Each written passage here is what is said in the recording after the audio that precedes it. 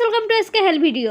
প্রতিটি পুরুষ ও মহিলা প্রত্যেকের জন্য বড় সুখবর, কারণ এই মে মাসে আপনাদের ব্যাংকের অ্যাকাউন্টে ঢুকতে চলেছে 8 থেকে 9টি প্রকল্পের টাকা। তো কোন কোন প্রকল্পের টাকা এই মে মাসে আপনাদের অ্যাকাউন্টে ঢুকতে চলেছে এবং কোন প্রকল্পের কত টাকা করে পাবেন, এছাড়াও কত তারিখ থেকে আপনাদের ব্যাংকের অ্যাকাউন্টে এই টাকা ঢুকতে চলেছে, সমস্ত কিছুই জানাবো এই ভিডিওর মাধ্যমে। তাই ভিডিওটি অবশ্যই শেষ পর্যন্ত দেখুন। আর আপনি যদি আমাদের চ্যানেলে নতুন হয়ে থাকেন তাহলে অবশ্যই চ্যানেলটিকে সাবস্ক্রাইব করে রাখবেন নতুন নতুন গুরুত্বপূর্ণ আপডেটগুলি সবার আগে পাওয়ার জন্য। তো চলুন এবার আমরা দেখে নিই যে এই মে মাসে কোন কোন 8 থেকে 9টি প্রকল্পের টাকা আপনাদের ব্যাংকের অ্যাকাউন্টে ঢুকতে চলেছে। তো প্রথমেই যে প্রকল্পটির কথা বলা হয়েছে সেটি হলো পুরোহিত ভাতা। তো যে সমস্ত সংখ্যালঘু পুরোহিতরা কোনো মন্দিরে পূজা অর্চনা করেন, সেই সমস্ত পুরোহিতরা যদি পুরোহিত ভাতা প্রকল্পে আবেদন করে থাকেন তাহলে তারা এই মে মাসে 1500 টাকা করে পেয়ে যাবেন তাদের ব্যাংকের অ্যাকাউন্টে। আগে পুরোহিত ভাতা প্রকল্পে 1000 টাকা করে দেওয়া হতো, কিন্তু এখন 500 টাকা করে বাড়ানো হয়েছে, তাই তারা এবার থেকে 1500 টাকা করে পাবেন। এবং এই পুরোহিত ভাতা প্রকল্পের টাকা এই মে মাসের 5 তারিখ থেকে দেওয়া শুরু হতে পারে, তাই আপনারা প্রত্যেকেই নিশ্চিন্ত থাকুন, আপনারা পুরোহিত ভাতার টাকা আপনাদের ব্যাংকের অ্যাকাউন্টে পেয়ে যাবেন।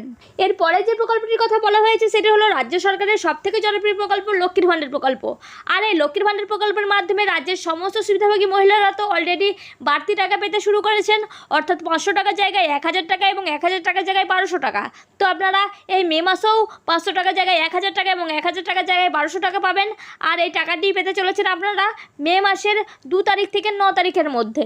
এরপরে যে প্রকল্পটির কথা বলা হয়েছে সেটি হলো ইমাম ভাতা প্রকল্প। বিভিন্ন মসজিদে কর্মরত ইমামদের ভাতা প্রদান করা হয়ে থাকে, আর সেই ভাতা ইমাম ভাতা নামে পরিচিত। তো যে সমস্ত ইমামরা এই ইমাম ভাতা প্রকল্পে আবেদন করেছেন সেই সমস্ত ইমামদের এই মে মাসে 3000 টাকা করে দেওয়া হবে। আগে এই ইমাম ভাতা প্রকল্পে 2500 টাকা করে দেওয়া হতো, কিন্তু এখন 500 টাকা করে বাড়ানো হয়েছে, তাই তারা এই মে মাসে 3000 টাকা করে তাদের ব্যাংকের অ্যাকাউন্টে পেতে চলেছেন।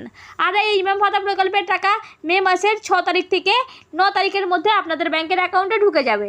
এরপরে যে প্রকল্পটির কথা বলা হয়েছে সেটি হলো পিএম কিষাণ সম্মান নিধি যোজনা। তো এই পিএম কিষাণ সম্মান নিধি যোজনার 16তম কিস্তির টাকাটি গত 28শে ফেব্রুয়ারি প্রত্যেক কৃষকের ব্যাংকের অ্যাকাউন্টে দেওয়া হয়েছিল, কিন্তু এই পিএম কিষাণের পরবর্তী কিস্তির টাকাটি আপনারা আর মে মাসে পাবেন না, জুন মাসে আপনাদের ব্যাংকের অ্যাকাউন্টে পেতে পারেন। এরপরে যে প্রকল্পটির কথা বলা হয়েছে সেটি হলো বার্ধক্য ভাতা প্রকল্প। আর এই বার্ধক্য ভাতা প্রকল্পে আবেদন করার জন্য অবশ্যই আপনাদের বয়স 60 বছরের ঊর্ধ্বে হতে হবে। তো যে সমস্ত 60 বছরের ঊর্ধ্বে উপভোক্তারা এই প্রকল্পের জন্য আবেদন করে রেখেছেন সেই সমস্ত উপভোক্তারা এই মে মাসে 1000 টাকা করে পেতে চলেছেন তাদের ব্যাংকের অ্যাকাউন্টে। তো এই টাকা আপনাদের অ্যাকাউন্টে ঢুকতে চলেছে মে মাসের 6 তারিখ থেকে 10 তারিখের মধ্যে। এরপরে যে প্রকল্পটির কথা বলা হয়েছে সেটি হলো যুবশ্রী প্রকল্প। আর এই যুবশ্রী প্রকল্পের মাধ্যমে বেকার ছেলে মেয়েদের প্রতি মাসে 1500 টাকা করে দেওয়া হয়ে থাকে।